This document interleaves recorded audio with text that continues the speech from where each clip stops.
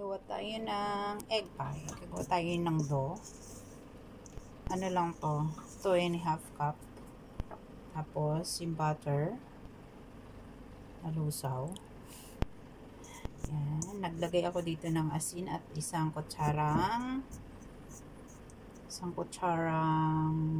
pangalan nito? Sugar. Tapos, halo-haloin lang natin. Mash-mash. Yan. Pinamay ko na para mas ano. Yan. Tapos, nasa sa inyo kung hindi pa rin ano yung dough, lagyan ng kaunting tubig. Paunti-unti lang yung sugar.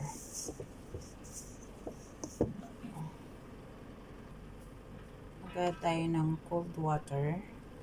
Tandahan lang. Yan. Tapos mix ulit.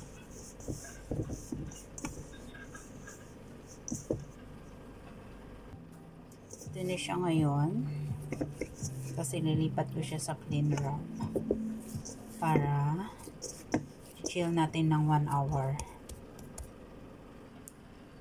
Ito na yung dough natin. Palutin natin ng cling wrap.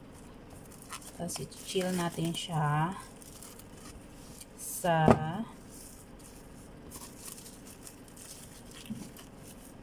ref. Lalagay muna natin sa ref ng 1 oras.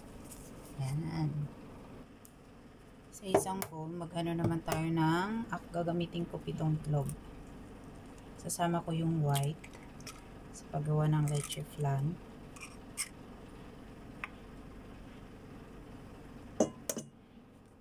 Ayan. Large po yung itlog. Ito na yung 7 itlog. Pero yung 3 ginamit ko po dito sa gagawin kong yung egg white. Yan. 3 po yan na egg white. Para naman imimix natin. Gagawin natin merengue mamaya. Ngayon, ilagyan naman natin ng evap. Para naman po sa leche flan. Kailangan lang pong haluin. Tapos lalagyan ko rin siya ng condense. Ang linagay ko 1 lata ng evap. Kasi gusto ko yung medyo malambot na leche flan. Diba? Ito naman po yung condense.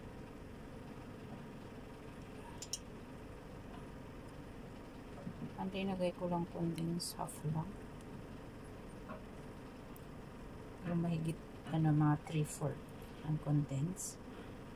Ang linagay ko. Para hindi ganun katamis.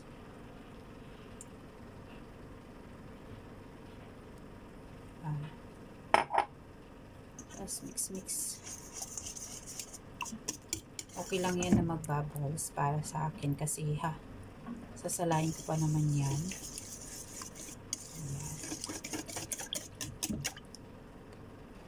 Sasalain po natin yung leche flan natin. Para hindi naman ganun magbuo-buo. Para yung mga buo-buo matatanggal siya. Kasi gumamit po tayo ng whole egg. Diba?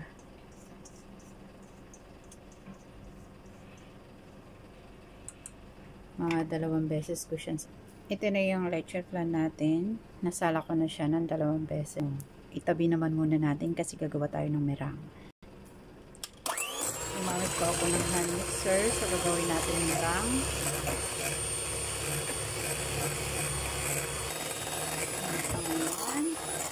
Bubbles na siya. Nag-bubbles na siya.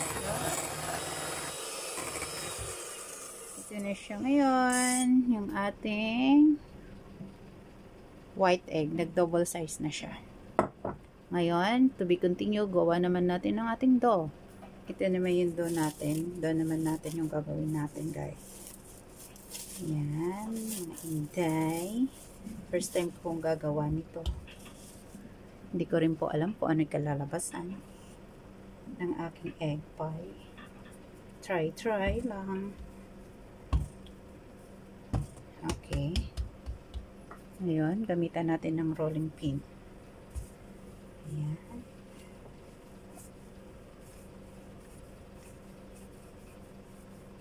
Gusto ko kasi malaki yung aking gagawin. Sige guys, pakita ko na lang po ulit sa inyo. Ito na siya ang ating dough. Dadahan-dahanin lang natin siyang ilipat. Diba, excited si Risa. Excited si Inday. Lipat natin dito sa ating tray. Paglulutuan ng pie. Okay. Ito na siya. Nalipat ko na siya dito. Diba?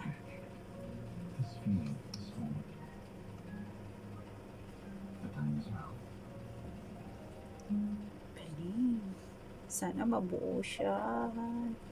First time ko pong gumawa nito. Hindi ko rin alam kung ano yung kalalabasan. Pero plinag ko pa rin siya. Binidyo ko pa rin. Kasi excited ako kung ano kalalabasan. Bubutas-butasan natin siya ng tinidor.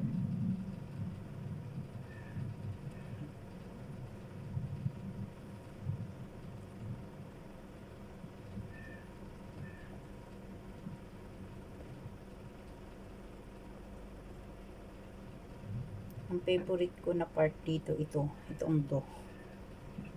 Gusto ko talaga to. Kasi, ito naman guys, yung itlog natin, yung white egg, na pina-double size natin, sasama ko naman siya dito sa ating leche flan. Para, mix natin siya. Sa ating leche flan.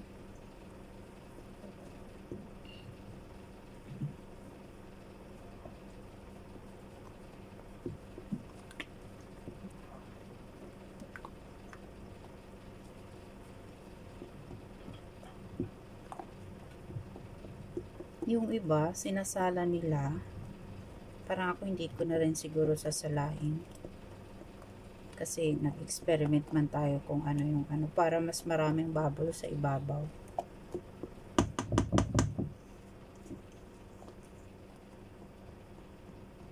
Kasi sinala naman na natin to kanina. Gusto ko kasi yung parang maraming bubble sa ibabaw. Kaya hindi ko na siya sasalain. Ang ating leche flan. Sasalin na natin siya dito sa ating dough. Yan. Sana mabuo siya.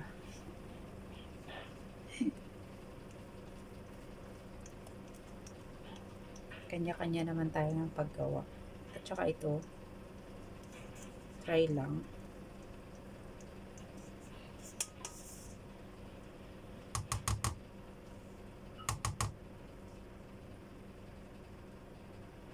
Yan siya.